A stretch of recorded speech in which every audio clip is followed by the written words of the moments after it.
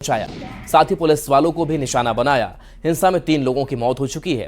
हिंसक झड़प में 15 पुलिसकर्मी घायल हुए हैं और अब तक 150 से ज्यादा आरोपियों की गिरफ्तारी हो चुकी है। वहीं कलकत्ता हाई कोर्ट के आदेश के बाद मुर्शिदाबाद में अर्धसैनिक बलों को तैनात किया गया है। हिंसा प्रभावित इलाकों में ये जवान तैनात रहेंगे और कानून व्यवस्था को सुचारू रूप से चलाने में राज्य की मदद करेंगे। वृंदावन से संत समाज ने लव जिहाद के बढ़ते मामलों को रोकने के लिए महिला ब्यूटी पार्लर में मुस्लिम युवकों के काम करने पर रोक लगाने की मांग की है। संत समाज ने सीएम योगी से मांग कर प्रशासन से महिला ब्यूटी पार्लरों में जांच कर काम कर रहे मुस्लिम युवकों को हटाने की मांग की है। महिला ब्यूटी पार्लर में मुस्लिमों की एंट्री बंद करने की मांग की है।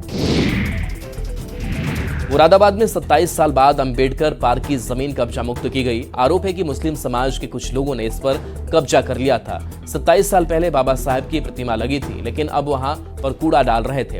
अंबेडकर जयंती से पहले इस जमीन को कब्जा मुक्त कराया गया है। नए वक्फ कानून बनने के बाद संभल में अवैध कब्जे वाली संपत्तियों की जांच शुरू हो गई है। प्रशासन ने जनेटा दरगाह की भूमि पर अवैध कब्जे के आरोपों की जांच शुरू कर दी है। शुरुआती जांच में राजस्व रिकॉर्ड में संपत्ति वक्फ संपत्ति के रूप में पंजीकृत नहीं है। मुतवल्लियों को अवैध गतिविधियां बंद करने का निर्देश दिया गया है। बाबा साहेब भीमराव अंबेडकर की कल जयंती है और उससे पहले पटना में आज कई कार्यक्रम हुए।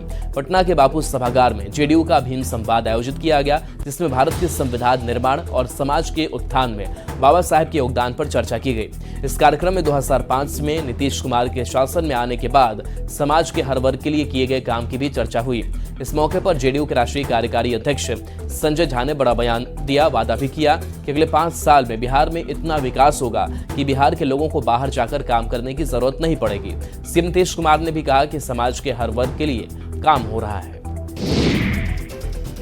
बापू सभागार में संबोधन के दौरान मुख्यमंत्री नीतीश कुमार ने अचानक मंत्री अशोक चौधरी को बुला लिया और उनसे कामकाज की रिपोर्ट ले ली। साथ ही उनसे आगे भी तेजी से काम कराने का वादा ले लिया। यहाँ पर भाई अशोक चौधरी जी हैं। अरे भाई कहाँ है जी अशोक चौधरी जी? खड़ा होइए ना। देखिए, आप ये भी देखिए, हम लोगों के साथ आ गए और ये पूरा का पूरा काम कर रहे हैं, इसलिए इनको मैं बधाई देता हूं।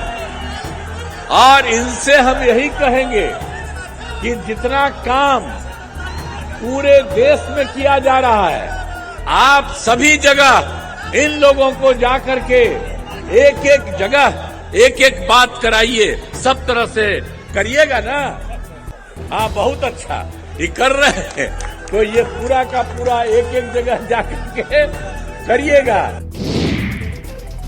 बाबा साहेब भीमराव अंबेडकर की जयंती पर एक तरफ जेडीयू का बापू सभागार में भीम संवाद चल रहा है, तो दूसरी तरफ बीजेपी ने पटना के गांधी मैदान से हाई कोर्ट तक जय भीम पदयात्रा की, जिसका नेतृत्व केंद्रीय मंत्री मनसुख मांडविया ने किया। इस पदयात्रा में बड़ी संख्या में बीजेपी कार्यकर्ता और समर्थक शामिल हुए और बाबा साहेब को श्रद्धांजलि दी। इस पदयात्रा में डिप्टी सीएम सम्राट चौधरी के साथ ही पार्टी के बड़े नेता भी शामिल रहे। आज हमें संकल्प लेना है, ये हमारे महापुरुष जिन्होंने देश को बंधारण दिया, कॉन्स्टिट्यूशन दिया, जिन्होंने गरीब, शोषित, वंचित और पीड़ितों के लिए लड़ाई लड़ी, जिन्होंने समानता की बात कही। अरे दोस्तों, तो 1947 के पहले दुनिया में भी, वेस्टर्न कंट्री में भी महिलाओं को बराबरी का अधिकार देने की बात नहीं होती थी। इस समय में डॉक्टर बाबा साहब आम्बेडकर ने समानता की बात कही, नहीं केवल बात कही, लेकिन बंधारण के निर्माता के रूप में समाज के सर्व वर्ग को आगे बढ़ने का अधिकार भी दिया।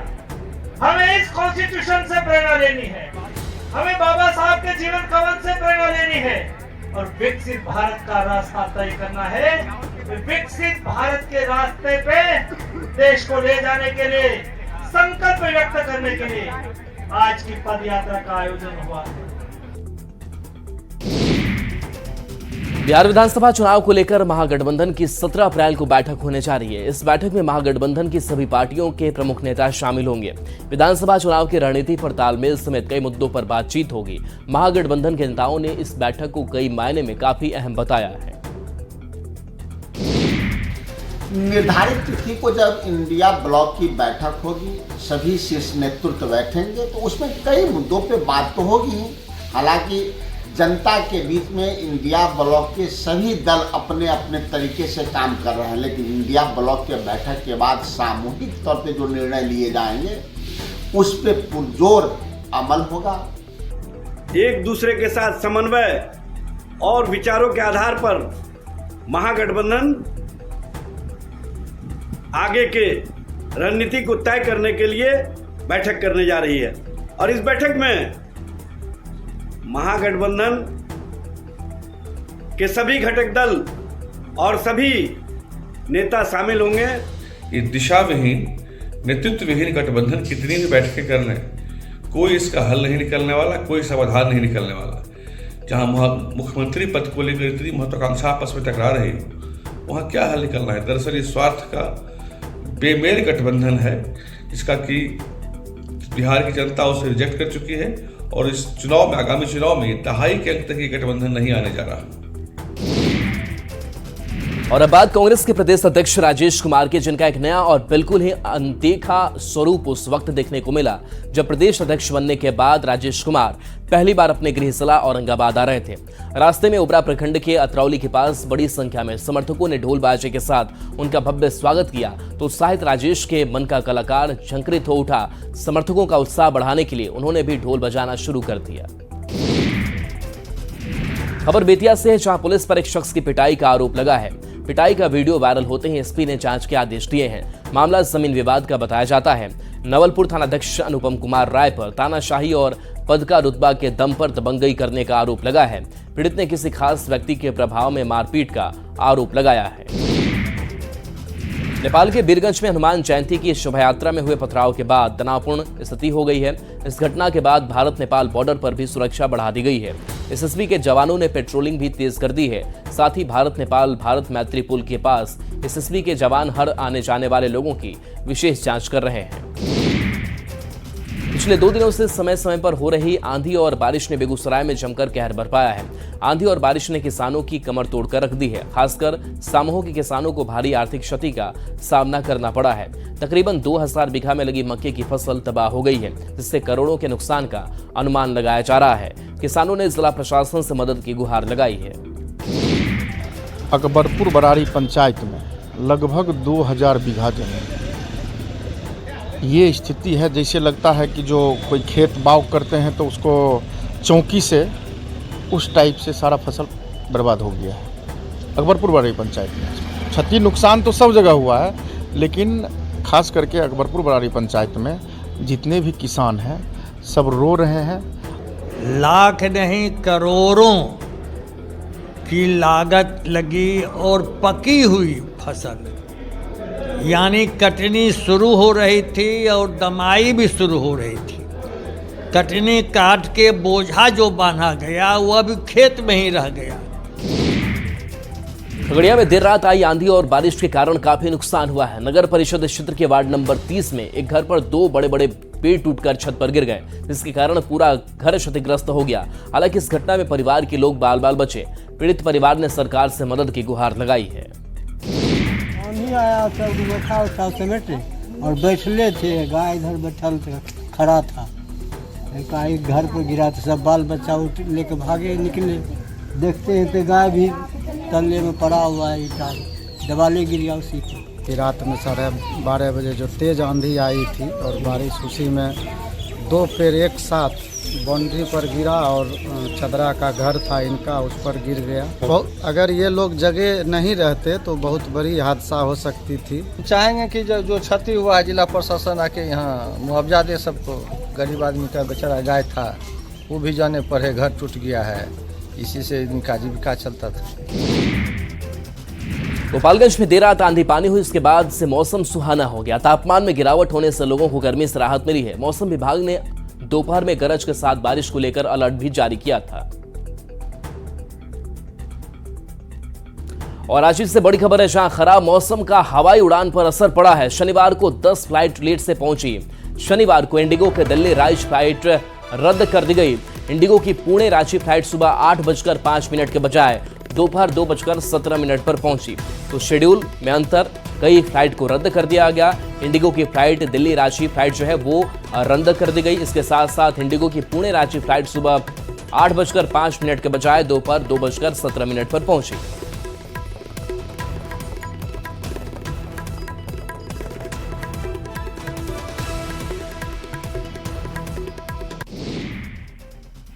सूत्रों के हवाले से खबर है, जहां मल्लिकार्जुन खड़गे बिहार आएंगे। 2 दिन के दौरे पर बिहार खड़गे आएंगे। चुनाव को लेकर रैली करेंगे। बक्सर और पटना में रैली होगी। कार्यकर्ताओं से भी खड़गे मिलेंगे। 19 और 20 अप्रैल को संभावित दौरा है। पिछले दिनों नीतीश कुमार को डिप्टी पीएम बनाने की मांग उठी थी और यह मांग बीजेपी की तरफ से ही उठी थी। इस सवाल पर जब बिहार के पंचायती राज मंत्री केदार गुप्ता से सवाल किया गया तो उनकी जुबान फिसल गई और उन्होंने कह दिया कि बीजेपी और एनडीए में कब कौन अर्श से फर्श पर पहुंच जाए कोई नहीं जानता। दरअसल केदार गुप्ता फर्श से अर्श तक कहना चाह रहे थे। भारतीय जनता पार्टी और एनडीए गठबंधन में कौन किस समय क्या हो जाएगा यह कहना मुश्किल है।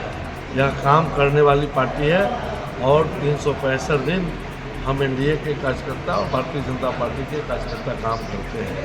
कब अर्श से फर्श तक चला जाए इसमें कार्यकर्ता इसका कोई ठिकाना नहीं है। और अभी आदरणीय नीतीश कुमार जी बिहार के मुख्यमंत्री हैं और आगे भी रहेंगे।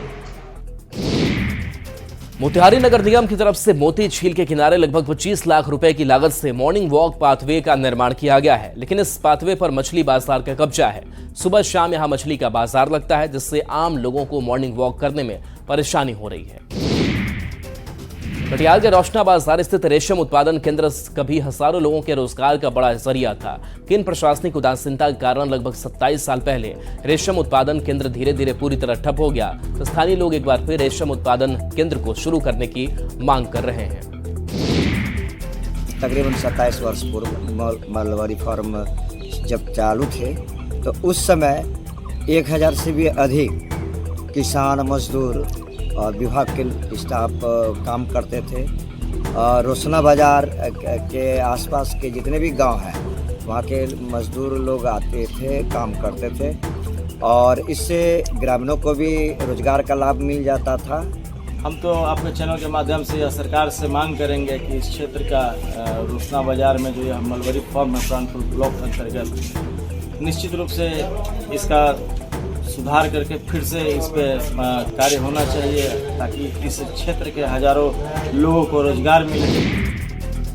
बिहार में दूसरी बार महिला कबड्डी विश्व कप 2025 का आयोजन होने जा रहा है। इससे लेकर एक एमओयू पर हस्ताक्षर हुआ। Immature kabaddi federation of India की ओर से फेडरेशन के महासचिव जितेंद्र प्राण सिंह ठाकुर और बिहार राज्य खेल प्राधिकरण के महानिदेशक सह मुख्य कार्यकारी अधिकारी रविंद्रन शंकरन ने हस्ताक्षर किए। इससे पहले बिहार में 2012 में 1 से 4 मार्च तक पटना के पाटलिपुत्र खेल परिसर में यह आयोजन हुआ था, लेकिन राजगीर के नवनिर्मित स्टेडियम में यह आयोजन पहली बार हो रहा है। 1 से 10 जून तक राजगीर के राज्य खेल अकादमी में आयोजित होने वाली महिला कबड्डी विश्व कप 2025 में भारत, ईरान, बांग्लादेश, नेपाल सहित 14 देश की टीमों के शामिल होने की संभावना है।